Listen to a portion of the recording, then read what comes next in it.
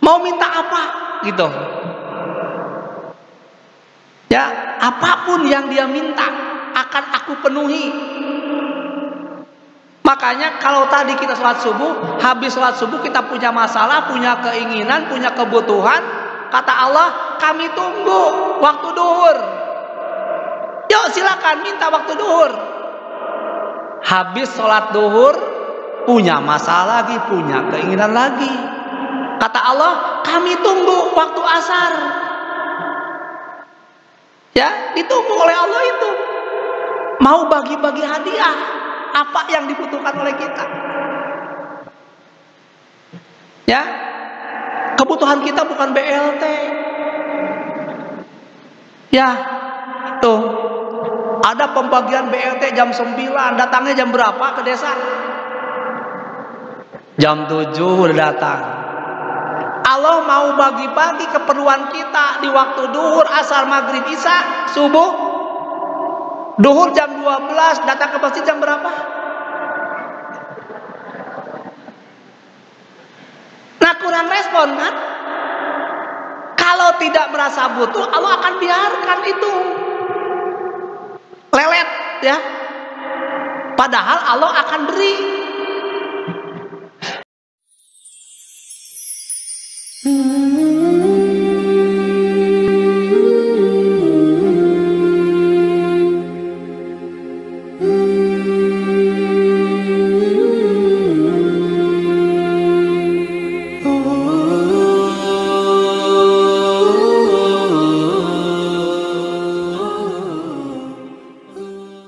Ikhwatu iman rahimakumullah, pada kajian Ahad edisi 28 Januari 2024 kita akan melanjutkan pembelajaran kita tentunya dengan tema yang baru. Insyaallah kita akan belajar bersama Al-Ustadz Hamid Siddiq, yang mana alhamdulillah beliau sudah berada di hadapan kita semua. Tema yang akan dibawakan pada kesempatan kali ini terkait dengan Islam menjamin terselesaikannya segala urusan, yang mana mudah-mudahan kita dapat mengambil hikmah dan pelajaran dari materi yang akan Ustaz sampaikan. Maka dari itu, ikhwati iman sekalian, mari kita persiapkan penglihatan, pendengaran dan perhatiannya kepada apa-apa yang akan Ustaz sampaikan, yang insya Allah akan sangat berguna dan bermanfaat bagi kita semua. Kajian kita mulai. Pada Al-Ustadz dipersilakan.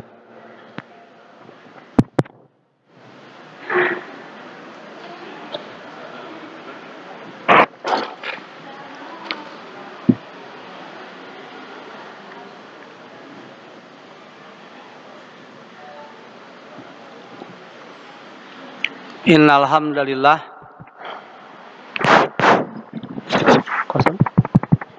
Innal hamdalillah nahmaduhu wa nasta'inuhu wa nastaghfiruh wa na'udzu billahi min syururi anfusina wa sayyiati a'malina may yahdihillahu fala mudhillalah wa may yudlil fala hadiyalah. Asyhadu an la ilaha illallah wahdahu la syarikalah wa asyhadu anna Muhammadan abduhu wa rasuluh la nabiyya ba'dah.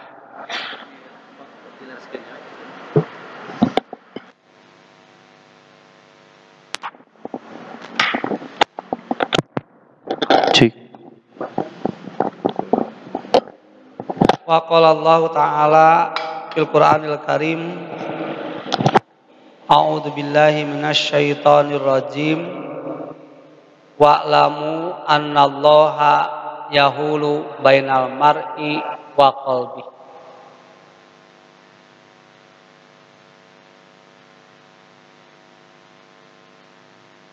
Para bapak juga para ibu, jamaah ya majelis ilmi yang sama-sama mengharapkan ridho Allah Subhanahu wa taala.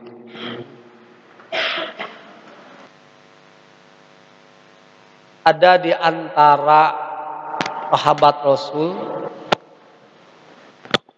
yang dia masuk Islam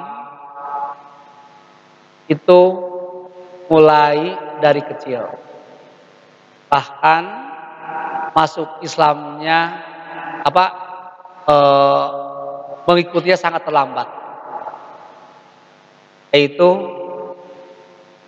Ibnu Abbas. Namanya Abdullah bin Abbas. Abdullah anaknya Abbas. Abbas itu adalah uaknya Rasul. Berarti kakaknya Abdullah, uak Rasul. Maka kalau dalam bahasa Arab, uak itu disebutnya amun, paman. Kalau amun itu saudara ayah, ya saudara ayah. Ya, kalau khalun saudara ibu. Kalau di kita kan kakak ayah namanya uak, adik ayah namanya paman. Kakak ibu namanya uak, adik ibu namanya bibi. Kalau di Arab ya disebut paman itu saudara ayah namanya paman. Mau kakaknya mau adiknya. Ya saudara ibu namanya bibi. Mau kakaknya mau adiknya. Ada beda dikit ya. Nah, Abdullah bin Abbas, Ibnu Abbas masuk Islamnya itu 3 tahun sebelum Rasulullah hijrah. Ya, 3 tahun sebelum Rasul hijrah dia masuk Islam. Rasulullah berjuang di Mekah berapa tahun? 13 tahun.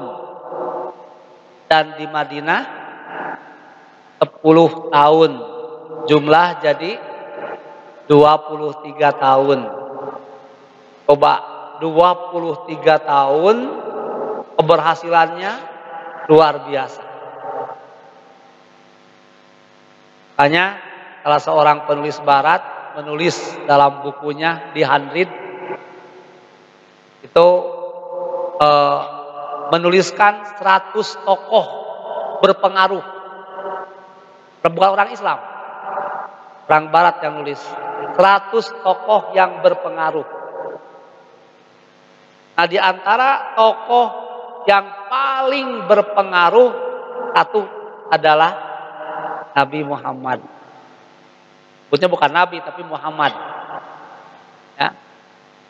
Kenapa? Karena memang dalam waktu yang sangat singkat tapi bisa merubah Mekah, Madinah dan daerah-daerah negara-negara sekitarnya. Cuma dalam waktu 23 tahun. Bahkan sekarang sampai ke kita sekarang pengaruhnya itu. Ya tentu Nabi Muhammad tepat yang memberikan pengaruh karena memang dibimbing oleh wahyu. Nah, berarti Ibnu Abbas itu ya sampai Rasulullah wafat itu umurnya 13 tahun. Ya. Maka berarti Ibnu Abbas itu sahabat yang paling kecil. Walaupun kecil, Ibnu Abbas orangnya rajin belajar. Sangat rajin belajar. Makanya Ibnu Abbas sering nginep di rumah Rasul. Kalau Rasul keluar, kelihatan mau sholat, siapkan air wudunya. Ibnu Abbas. Di satu saat Rasul keluar di malam hari, mau sholat malam, Ibnu Abbas ikut sholat. Dan Ibnu Abbas ketika sholat berdiri di sebelah kanan, di sebelah kiri Rasul. Waktu itu oleh Rasul dipindahkan ke sebelah kanan di sampingnya. Sehingga dari kasus Ibnu Abbas itu memberikan penjelasan kalau sholat berjamaah 2 orang itu sejajar dan makmum ada di sebelah kanan imam. Itu dari kasus itu. Ibnu Abbas ketika itu paling umur 6 tahunan. Ya, paling umur 6 tahunan. Nah, karena Ibnu Abbas walaupun masih kecil, semangat untuk mencari pengetahuannya itu sangat kuat, sehingga Rasulullah menghadiahi dengan doa.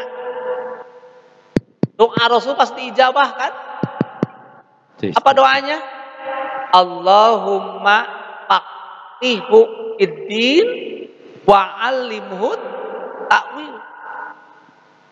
Ya Allah, pahamkan Ibnu Abbas dalam urusan agama. Dan semoga Allah memberikan pengajaran tentang tafsir. Makanya Ibnu Abbas walaupun anak kecil tapi menguasai urusan-urusan agama dan menguasai urusan-urusan tafsir. Masih kecil sudah hafal Quran. Ya, masih kecil sudah hafal Quran itu. Makanya sekarang ada khusus kitab tafsir Ibnu Abbas. Gitu. Tanwirul Mikbas. Ya, namanya Tanwirul Mikbas.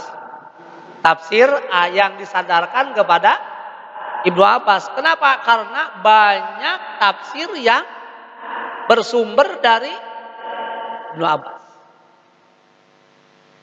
Umar bin Khattab itu pernah mengumpulkan prajurit, mantan prajurit perang Badar, reuni lah, orang mereuni. Umar bin Khattab mau reunian alumni perang Badar, dikumpulkan semua. Dan alumni perang Badar disebut sahabatnya sahabat Ibarus sahabat. Kalau bahasa kita namanya apa? Sahabat senior. Karena mereka adalah orang-orang yang paling pertama masuk Islam dan orang-orang yang paling pertama berjihad di jalan Allah. Nah, ketika mengumpulkan para sahabat mantan perang Badar, Umar mengundang juga Ibnu Abbas, anak kecil. Sehingga ada sahabat yang lain yang ngomong, yang bicara sama Umar, kenapa engkau mengundang anak kecil seperti itu? Kan saya juga punya anak kecil seperti itu di rumah, tapi nggak diundang. Umar tidak menjawab, cuma menyampaikan pertanyaan. Ya, kata Umar, siapa di antara kalian yang tahu maksud dari ayat idza jaa nasrullahi wal fath wa ra'aitan nasa yadkhuluna fi dinillahi afwaja fasabbih bihamdi rabbika wastaghfir innahu kana tawwaba. Banyak orang yang ngacung. Saya, apa maksudnya kata kamu? Kata Umar itu. Dia menjawab, ayat ini merupakan perintah kepada kita untuk bertasbih. Dan ngacung lagi, apa menurut kamu? Ayat ini merupakan perintah untuk membaca subhanakallahumma wa bihamdika, gitu ya. Terusnya.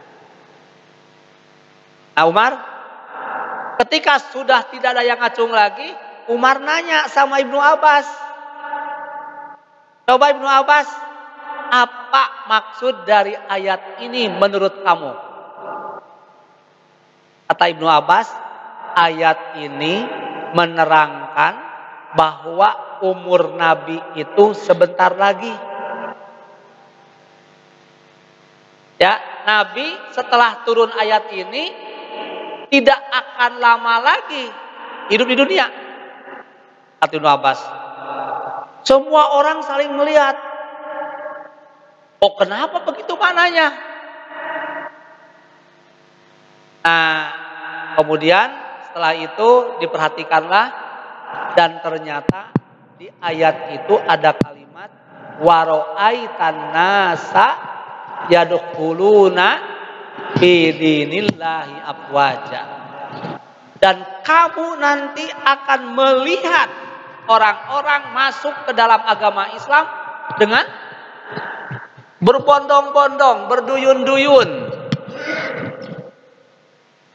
Nah, maka berarti kalau orang-orang sudah masuk agama Islam dengan berbondong-bondong, maka berarti orang-orang sudah sadar akan kepentingan agama Islam itu.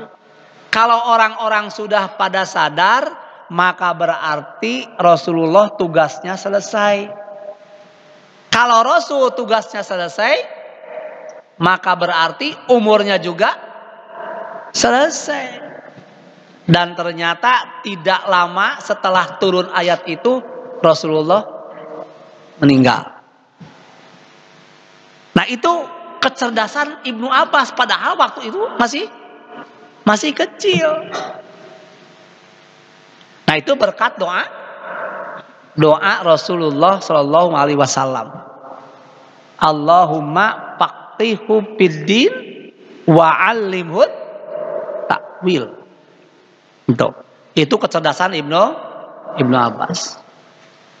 Nah, Ibnu Abbas waktu anak-anak itu yang sudah cerdas itu oleh Rasulullah banyak dikasih pelajaran.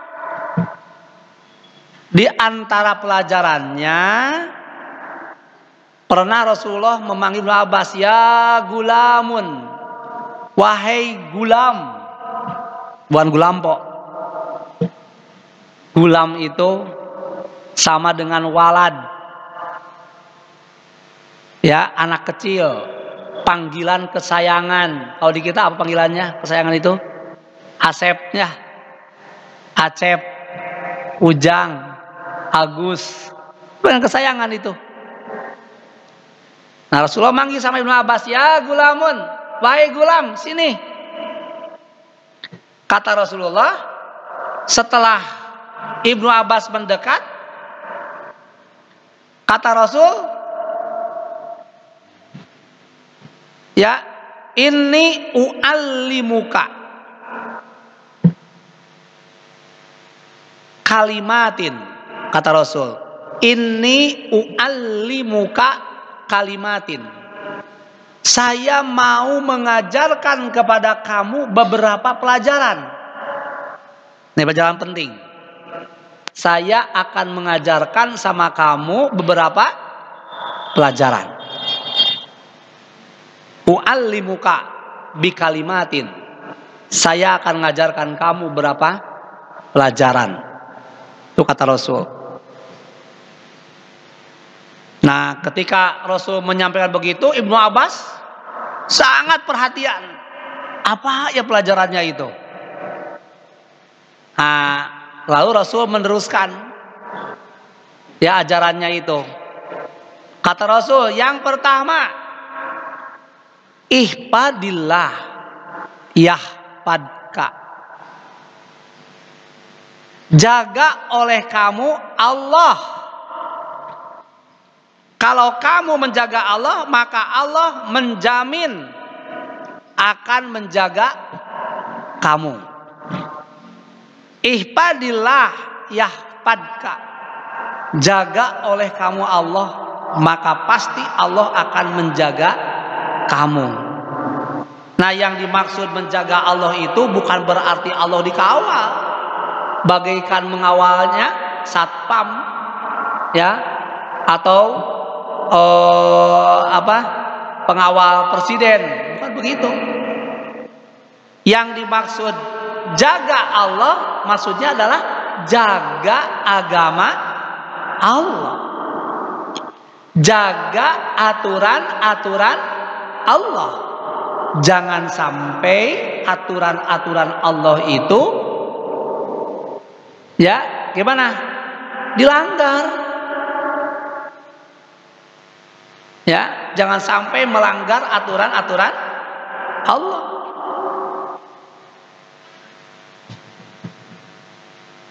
Nah, aturan Allah kan ada berupa perintah, ada berupa larangan.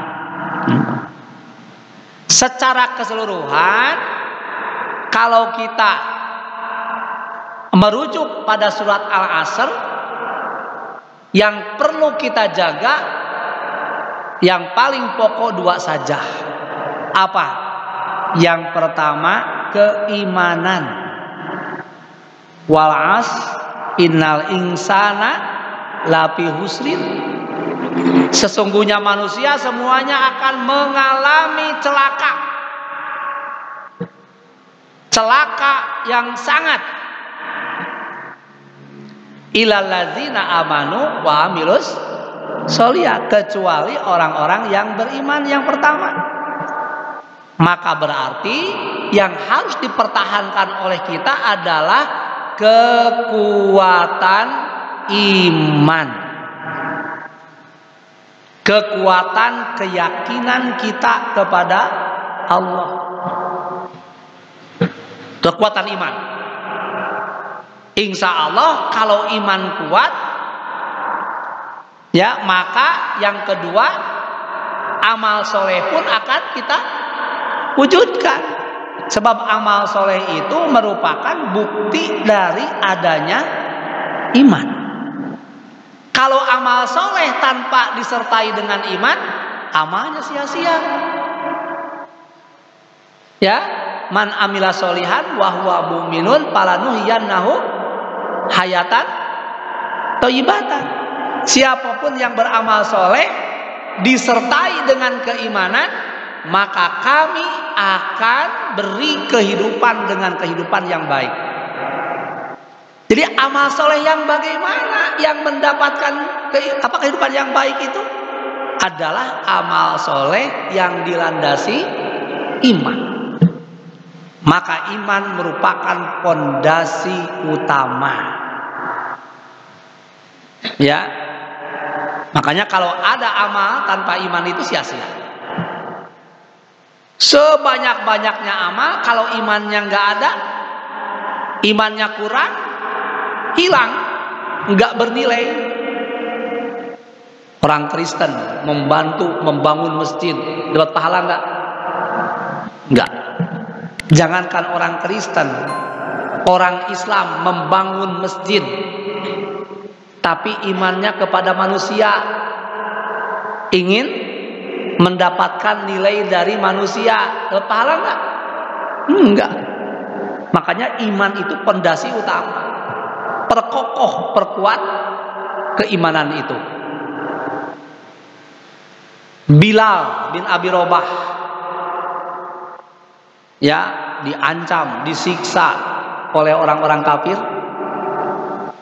disimpan di atas batu yang panas dengan tidak berpakaian. Kemudian ya di atasnya juga disimpani batu yang panas. Di bawah batunya panas, di atas juga panas. Batunya bukan batu kecil, tapi batu besar. Tidak menjadikan keluar dari Islam, malah mengatakan ahad. Kenapa? Karena imannya yang kuat itu. Nah, iman itu bisa kuat dengan apa? Iman kuat itu dengan ilmu. Jangan harap iman kita bertambah kalau ilmunya tidak bertambah. Makanya bagi umat Islam itu tidak boleh ada hari terlewat untuk menambah pengetahuan. Jadi ngaji itu bukan seminggu sekali. Ya, kalau seminggu sekali mah di sini ya, itu di samping dapat ilmu ada silaturahmi yang harus terbiasa di rumah masing-masing. Ya, baca satu ayat, pahami maksudnya, itu nama ilmu. Gitu. Bukan sekedar baca. Ya, betul baca Al-Quran itu dapat pahala. Tapi akan lebih bernilai kalau baca disertai dengan paham. Nah makanya kuatkan iman dengan apa? Dengan ilmu. Tambah ilmu, iman akan tambah kuat. Kurang ilmu, iman akan berkurang. Makanya coba perhatikan orang-orang Islam yang jarang nambah ilmu, yang jarang ngaji, gimana amalnya? Ah itu. Coba kita lihat, ya. Nah kalau iman kuat nanti akan wujud yang kedua apa? Amal soleh. Amal soleh itu meliputi melaksanakan apa yang Allah perintahkan, meninggalkan apa yang Allah larang. Dan di antara amal soleh yang paling utama apa? Sholat. Seutama-utamanya amal soleh, sholat. Yang kedua apa? Infak. Alladzina yu'minuna bil ghaibi wa mimma razaqnahum wa yuqimuna sholata wa mimma razaqnahum yunfiqun. Tingkatan amal soleh yang paling utama, yang pertama sholat, yang kedua infak. Sholatnya biasa dilaksanakan, tapi infaknya kurang perhatian, tak bernilai. Itu. Infaknya bagus, sholatnya jarang, juga sama. Itulah ya amal soleh yang paling utama itu. Di samping sholat merupakan amal soleh yang paling utama, sholat itu merupakan kebutuhan kita. Kenapa? Karena sholat itu merupakan media komunikasi kita kepada Allah. Sholat itu merupakan saatnya kita untuk bercurhat kepada Allah. Kalau kita punya masalah, sholat. Allah Subhanahu wa ta'ala dalam hadis qudsinya menegaskan, idza qala al-'abdu iyyaka na'budu wa iyyaka nasta'in qala hadza baini wa baina 'abdi wa li 'abdi ma sa'ala. Apabila hamba kami ketika sholat membaca kalimat iyyaka na'budu wa iyyaka nasta'in, biasa kan dibaca ya? Surat apa itu? Al-Fatihah. Biasa dibaca. Nah, kalau ketika sholat pas membaca iyyaka na'budu wa iyyaka nasta'in, Allah merespon. Gimana kata Allah? Haza baini wa baina abdi. Ini merupakan perjanjian antara kami dengan hamba kami. Ini janji ini. Jadi kalau kita baca iyyaka na'budu wa iyyaka nasta'in, berarti kita janji kepada Allah. Hanya kepada kamulah kami akan beribadah, dan hanya kepada kamulah kami akan memohon pertolongan. Lalu Allah menegaskan lagi, wali abdi masa'ala. Buat hambaku akan aku penuhi apapun yang dia minta. Mau minta apa gitu. Ya, apapun yang dia minta akan aku penuhi. Makanya kalau tadi kita sholat subuh, habis sholat subuh kita punya masalah, punya keinginan, punya kebutuhan, kata Allah, kami tunggu waktu duhur. Yuk silakan minta waktu duhur. Habis sholat duhur, punya masalah lagi, punya keinginan lagi. Kata Allah, kami tunggu waktu asar. Ya, ditunggu oleh Allah itu. Mau bagi-bagi hadiah, apa yang dibutuhkan oleh kita. Ya, kebutuhan kita bukan BLT. Ya, tuh ada pembagian BLT jam 9, datangnya jam berapa ke desa? Jam 7 udah datang. Allah mau bagi-bagi keperluan kita di waktu duhur, asar, maghrib, isya, subuh. Duhur jam 12, datang ke masjid jam berapa? Nah, kurang respon kan? Kalau tidak merasa butuh, Allah akan biarkan itu lelet, ya. Padahal Allah akan beri. Kan kata Allah, antum fuqara ilallah. Kalian butuh kepada Allah. Kenapa melambat-lambatkan itu? Dari cara datangnya juga udah tidak semangat, menggambarkan itu tidak punya pengharapan kepada Allah. Kalau tidak punya pengharapan seperti itu, Allah biarkan. Allah jamin akan kasih. Ada enggak orang yang minta kepada Allah, Allah tidak kasih? Setiap orang yang memperhatikan Allah, minta kepada Allah, Allah kasih. Enggak ada istilah enggak dikasih. Cuma yang Allah berikan itu adalah yang dibutuhkan oleh kita, bukan yang diinginkan. Yang tahu kebutuhan kita apa? Siapa? Allah. Kita tahu nggak kebutuhan kita? Tahu nggak kebutuhan kita? Banyak tidak tahunya.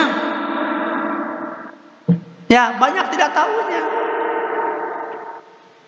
Ingin rumah yang gede, dibutuhkan nggak? Belum tentu dibutuhkan. Penghuninya cuma 2 orang, suami istri, ingin rumah yang gede, dibutuhkan nggak?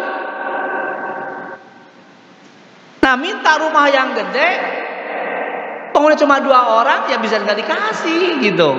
Tapi dikasih yang lain. Nah, ketika dikasih yang lain, kita merasa Allah tidak mengijabah. Padahal Allah mengijabah, mengijabah yang dibutuhkan oleh kita. Seorang anak kecil sama orang tuanya minta, anak SD, "Mah, minta motor," dikasih nggak?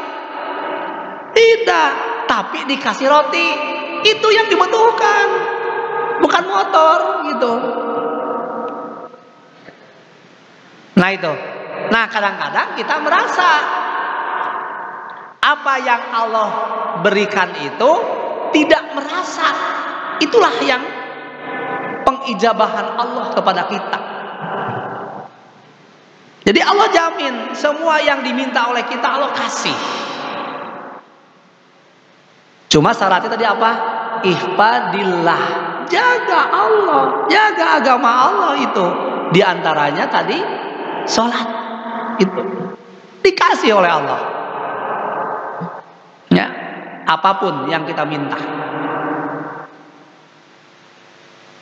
Nah, ya, tadi yang Allah berikan itu adalah yang kita butuhkan. Nah, yang tidak kita butuhkan Allah nggak kasih. Kalau toh dikasih oleh Allah apa yang dia minta, belum tentu baik buatnya. Asa antakrahu syai'an bahwa khairul lakum wa asa an tuhibbu syai'an bahwa syarrul lakum. Bisa jadi apa yang kamu tidak senangi, apa yang diberikan oleh Allah itu akan baik buat kamu. Dan bisa jadi apa yang Allah berikan kepada kamu sesuatu yang kamu senangi, tapi ternyata itu tidak baik buat kamu. Yang Allah berikan dianggap kita enggak suka, padahal kata Allah itu baik. Kalau Allah berikan kita sakit, suka enggak? Suka enggak kalau kita sakit? Kalau usaha kita bangkrut, suka enggak kita? Enggak ya? Itu. Bisa jadi Allah berikan itu adalah baik. Seorang laki-laki berdoa, ya Allah, saya usia sudah lanjut, saya ingin menikah. Ya Allah, berikanlah pasangan hidup saya seorang perempuan yang cantik lagi, soleh, gitu. Habis ngedoa itu di masjid, habis sholat subuh, pas keluar, di depan masjid ada ular. Dipatuklah oleh ular itu. Senang nggak dipatuk ular? Ngedoa bukan diijabah dikasih perempuan, tapi dikasihnya ular yang gitu. Sudah begitu, bawalah ke rumah sakit, diperiksa oleh dokter, dirawat oleh suster, dan suster tertarik sama laki-laki itu. Ternyata wasilah untuk mendapatkan istri itu dari mana tuh? Dipatuk ular dulu. Awalnya nggak senang kan? Ya, awalnya nggak senang. Asa antakrahu syai'an bahwa khairan. Cuma persoalannya tidak selamanya kita mengetahui kebaikan yang diberikan oleh Allah itu jadi masalahnya. Nah, cuma tuntut dari Allah apa? Iman saja sama Allah. Makanya Rasulullah itu menegaskan, ya, ajaban li amril mu'mini, kata Rasul itu, sungguh kaget, ya, tentang urusan orang mukmin itu. Inna amrohu kullahu khair. Semua urusannya, semuanya itu adalah baik. Jadi apapun yang diberikan oleh Allah, baik kita suka ataupun tidak suka, pasti baik. Pasti baik gitu. Nah, kalau orang yang durhaka, Allah berikan yang tidak kita sukai, itu azab. Ya. Kalau orang yang beriman, Allah berikan sesuatu yang tidak kita sukai, itu namanya apa? Ujian. Ya, yang tidak kita sukai itu ujian. Cuma ingat, di balik ujian itu ada kebaikan. Makanya doa ketika dapat musibah apa? Di antaranya ada wahlub li khairat minha. Ya Allah, gantilah dengan yang lebih baik. Allah pasti menggantinya enggak? Pasti itu menggantinya. Dengan syarat apa? Sabar. Ya. Makanya in asabatu syarrat ya syakara kana khairan lahu wa in asabatu darra sabara fakana khairan lahu. Kalau sesuatu musibah mengenai orang mukmin itu, dia sabar, baiklah buatnya. Baiknya apa? Dapat pahala yang sangat besar. Ya, dapat pahala yang besar. Dan apabila mendapatkan sesuatu yang baik, maka dia bersyukur. Bukan merasa itu hasilnya, ya, tapi itu merupakan pemberian dari Allah. Syukurlah. Nah, itulah. Jadi apapun yang diberikan oleh Allah kepada kita baik. Makanya dikasih sakit baik, dikasih musibah apapun juga itu baik. Ya, makanya harus senantiasa bersyukur. Ya, dalam pandangan orang dia harus bersabar, dia bersyukur gitu. Kalau ada sahabat yang tidak bisa melihat, datang sama Rasul. Ya Rasul, tolong doain saya supaya saya bisa melihat seperti orang lain. Kata Rasul, kalau kamu tetap mata seperti itu, kamu sabar, kamu akan lebih baik dan mendapatkan surga. Kata orang itu, ya Rasul, nggak jadi, jangan doakan saya untuk bisa melihat. Nah itu, kenapa? Karena dengan tidak melihat itu kebaikannya banyak. Nah kembali pada sabda Rasul yang tadi, ihfadlillah, jaga had-had Allah, aturan-aturan Allah. Nanti kalau engkau jaga aturan Allah, Allah jamin Allah akan menjaga kamu. Yang kedua, kata Rasul sama Ibnu Abbas, ihfadlillah, jaga aturan Allah, jaga agama Allah, kuatkan keimanan, wujudkan amal soleh.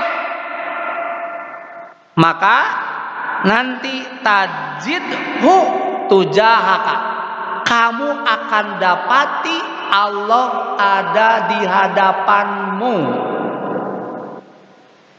Jadi kalau kamu jaga agama Allah, kuatkan keimanan, wujudkan amal soleh, maka Allah jamin Allah ada di hadapanmu. Maksudnya apa? Allah selalu tampil siap mendampingi kamu, jadi bodyguard. Jadi nggak perlu bodyguard polisi kita itu. Bodyguard kita siapa? Allah. Seperti anak kecil, dia selalu nyaman, tenang ketika berbarengan sama orang tuanya. Dia ikut pergi sama bapak dan mamanya itu, tidak pernah gelisah tentang biaya ongkosnya, tidak pernah gelisah dari mana makannya, kan? Masalah ongkos, masalah makan, masalah tempat tidur, itu urusan bapak jeung mama. Dalam Islam yang begitu namanya apa? Tawakal. Nah tawakal kita harus seperti tawakalnya anak kecil kepada orang tua. Dia nyaman, tenang ketika berdampingan dengan orang tua. Ya,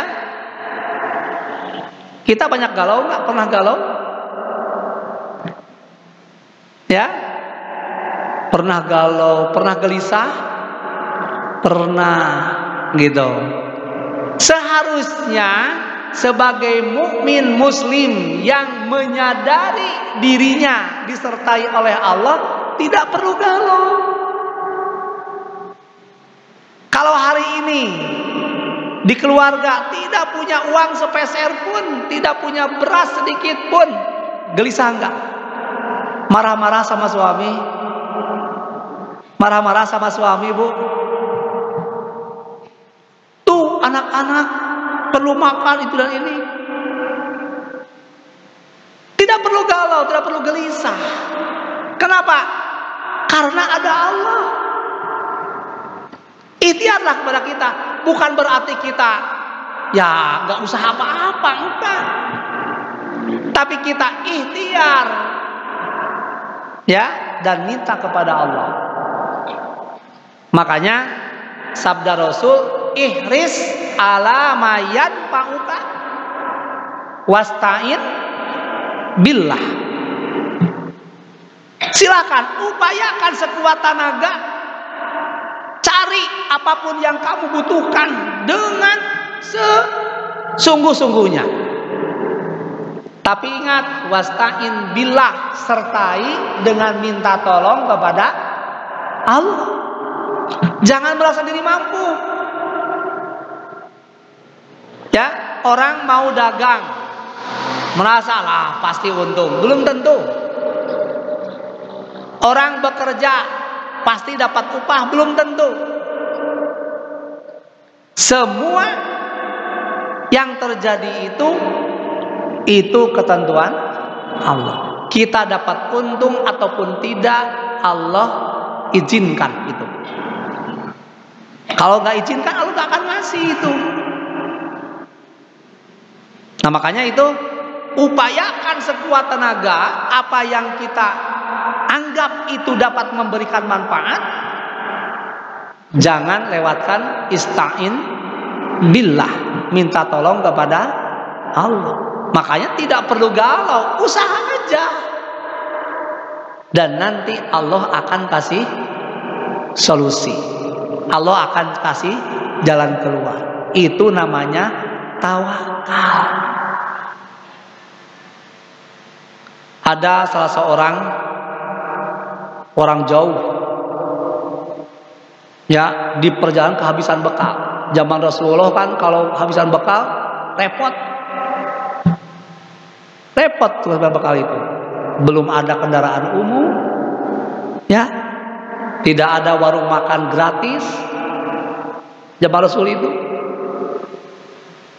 orang datang sama Rasul, ya Rasulullah, bantulah saya lagi musafir, kehabisan bekal, nggak punya kendaraan. Kata Rasul, duh gimana, lagi nggak ada. Kalau Rasul mengatakan nggak ada, kosong tuh kosong betul. Kalau kita ketika dikasih tolong gimana? Ada orang minta bantuan ke rumah kita, ya, nggak mau memberi, jawabnya apa? Maaf, nuju teu aya, padahal ayah. Kalau orang mengatakan ada orang minta bantuan sama kita, kita jawab maaf nuju teu aya, gimana kalau dia mendoakan mudah-mudahan sing teu aya? Bisa diijabah itu. Kalau Rasul mengatakan tidak ada, memang tidak ada. Tapi Rasul memberikan solusi. Coba tuh datang sama anak saya, siapa? Fatimah. Pas Fatimah datang ke Fatimah, kata Fatimah, aduh ini orang perlu bantuan. Lihat ke rumah nggak ada apa-apa. Pas pegang-pegang dada, oh ada kalung nih. Itu kalung mas kawin dari Ali. Dia buka, ya, serahkan sama orang tuh. Barangkali ini cukup memenuhi kebutuhan kamu. Nah, berikan, terima nggak? Nggak ada lagi yang nggak diberikan, cuma kalung-kalungnya dikasihkan. Kita siap begitu? Nggak ada lagi, coba kalung berikan nggak? Ya, ibu sekarang dipinta untuk berinfak, nggak bawa uang, nggak bawa apa-apa, tapi bawa kalung nih, dibuka nggak bu? Siap buka bu? Siap untuk nak begitu.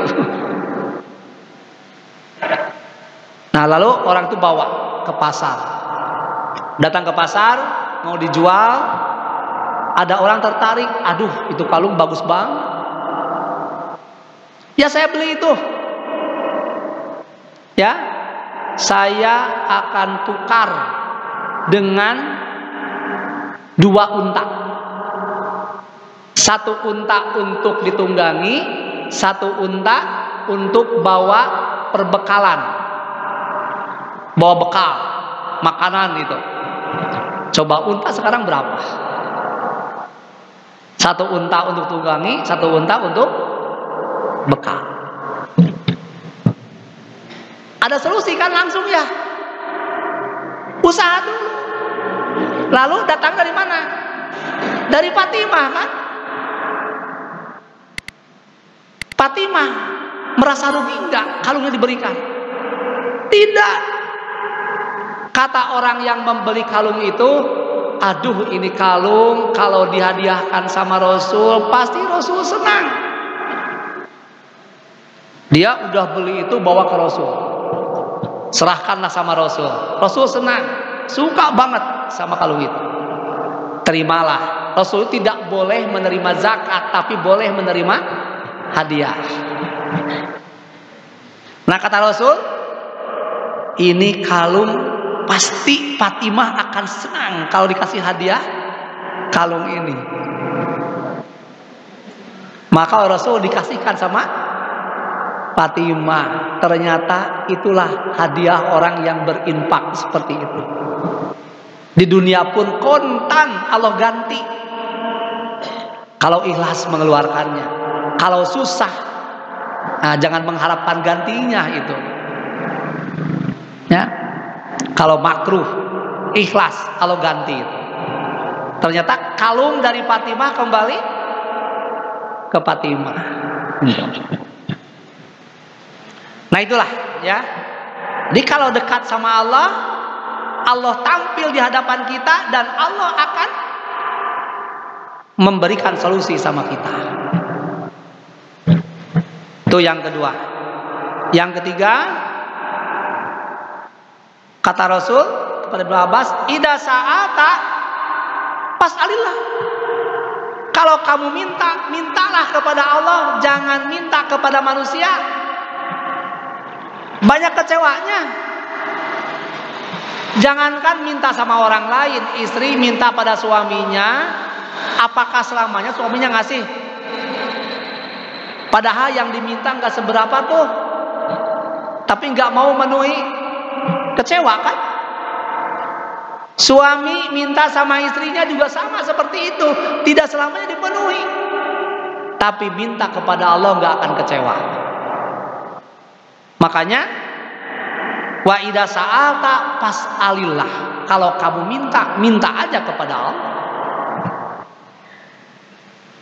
Ya, Allah sangat senang kalau kita banyak minta. Kalau manusia kita banyak minta, bosen. Kari kamari minta deui wae, gitu kan ya. Nah, kalau kepada Allah minta tiap waktu, tiap detik, tiap menit, tiap jam, Allah suka. Bahkan dipandang orang yang takabur kalau orang itu tidak suka minta.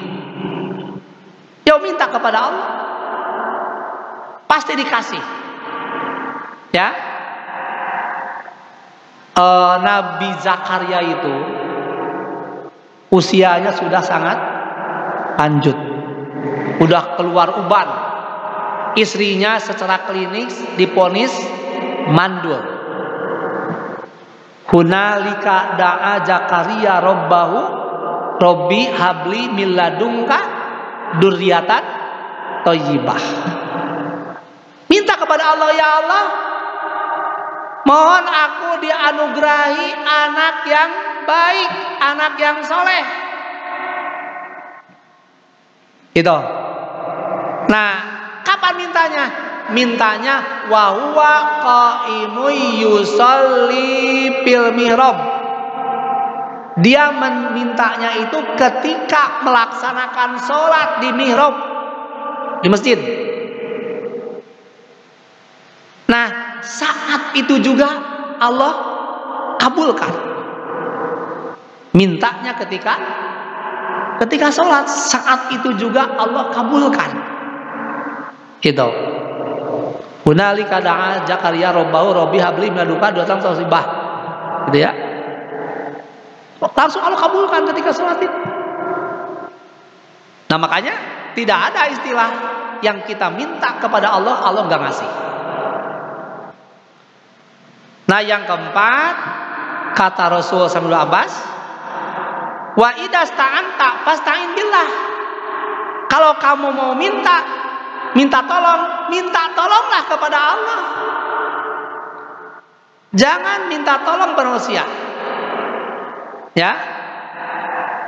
Kalau sekiranya manusia itu nggak bisa memberi, boleh minta tolong kepada manusia, tapi jangan lewatkan minta tolong kepada Allah. Pak dokter, saya sakit, tolong obati. Boleh? Boleh. Apakah dokter dapat menjamin kita sembuh? Enggak. Untuk minta kesembuhan, mintalah kepada Allah. Gitu.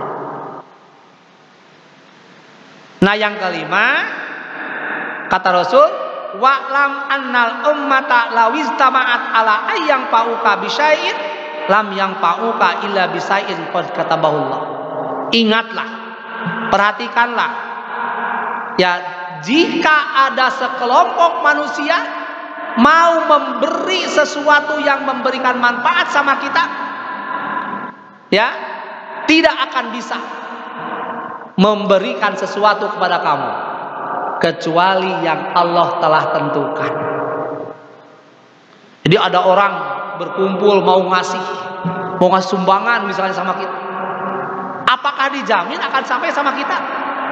Belum tentu, kecuali yang Allah izinkan. Gitu. Yang keenam, kalau orang-orang berkumpul mau membuat kita susah, mau membuat kita madarat, mau mencelakakan kita, kata Allah, sama sekali tidak akan bisa mencelakakan kita kalau Allah tidak tentukan. Makanya jangan khawatir, jangan takut oleh orang, jangan takut dengan rezeki, karena semuanya sudah Allah tentukan. Nah, cuma kita nggak tahu apa yang Allah tentukan sama kita. Makanya, ya, kata Rasul, janganlah kamu berkata lau. Ya, janganlah kamu berkata lau. Lau itu apa artinya? Lamun mah. Ada orang minta izin sama orang tuanya, mah saya mau ke Bandung ya pakai motor. Kata mamanya itu, jangan, bisi cilaka. Entong bisi cilaka, jauh Bandung teh. Beda maksa.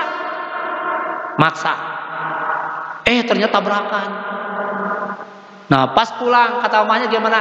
Tuh, lamun mah nurut ka mamah moal cilaka moal. Takdir Allah itu. Makanya doakan aja yang baik orang tua itu. Ya, walaupun ya diizinkan oleh orang tua waktunya cilaka itu. Karena semua yang terjadi itu adalah atas izin baik ataupun buruk. Semuanya atas izin Allah. Nah, baik ataupun buruk yang diberikan oleh Allah itu semuanya baik bagi kita. Ya. Itu karena hanya kita memandangnya aja itu, memandang baik dan memandang itu buruk. Ya. Nah, itulah. Jadi, semua apa yang terjadi sama diri kita, baik kita senang ataupun tidak senang, itu semuanya izin Allah. Dalam surah Al-Baqarah Allah tegaskan, wa ma hum bidarrina illa biiznillah. Mereka orang-orang yang bermaksud menyusahkan diri kita tidak bisa menyusahkan kita, tidak bisa membahayakan kita, kecuali semuanya berdasarkan izin Allah. Jadi jangan khawatir. Aduh, saya mau kurban, tapi kalau kurban nggak ada untuk ini. Jangan takut, laksanakan aja. Nanti Allah yang ganti. Jadi untuk kebaikan jangan ragu-ragu. Nanti Allah yang ganti. Gitu. Ya, jadi jangan serba takut. Semuanya terjadi berdasarkan izin Allah. Makanya tak usah ragu untuk berbuat kebaikan. Jangan ragu. Kenapa? Karena kita selalu bersama Allah. Abu Bakar ketika dalam gua ya bersama Rasul dikejar-kejar musuh, Abu Bakar gimana? Nangis. Ya Rasul gimana? Kata Rasul gimana? La takhaf wa la tahjan innallaha ma'ana. Jangan kamu takut, jangan kamu sedih, karena Allah bersama kita. Minimal tawakal kita seperti tawakalnya anak sama orang tua. Sudahkah kita begitu? Yuk kita bersama-sama bertawakal minimal seperti anak sama orang tua itu. Barangkali itu ya pelajaran yang disampaikan oleh Rasul kepada Ibnu Abbas. Mudah-mudahan jadi pelajaran juga buat kita. Para ibu, sebelum berakhir ada sedikit yang perlu saya sampaikan. Karena saya diamanati oleh Persatuan Islam untuk memimpin perguruan tinggi STAI Al-Hidayah Tasikmalaya, dan sekarang sudah saatnya untuk membuka menerima lagi mahasiswa. Nah, silahkan bagi Bapak Ibu yang punya putra putri yang tamat SLTA mau melanjutkan kuliah, ingin mendalami bahasa Arab, mendalami tafsir, mendalami urusan anak usia dini, mendalami masalah ekonomi, silahkan titipkan di STAI Al-Hidayah. Tapi saya mah nggak punya biayanya. Insya Allah ada KIP. Kalau KIP itu tiap mahasiswa yang beasiswa KIP dibayar per semester 6.600.000. Bukan bayar tapi dibayar. Saya mah nggak bisa dapat KIP karena jasanya udah lama. Ada beasiswa tahfidz Quran yang hafal Al-Quran 30 juz bebas semua biaya. Ya, asal hafal 30 juz, ada nggak? Saya mah cuma hafal 10 juz. Kasih juga beasiswa, dibebaskan uang kuliah per semester. Hafalnya cuma 5 juz, dibebaskan uang kuliah 50% dari uang semester. Tapi saya mah nggak punya hafalan, tapi saya aktif di jamiah, datang ke jamiah, dibebaskan 25% dari uang kuliah. Yang mampu mah jangan ngambil beasiswa, gitu ya. Ini bagi yang tidak mampu, memberikan kesempatan kepada orang-orang yang mau kuliah, tapi biayanya kurang, gitu kan ya. Nah itu silahkan manfaatkan, gitu.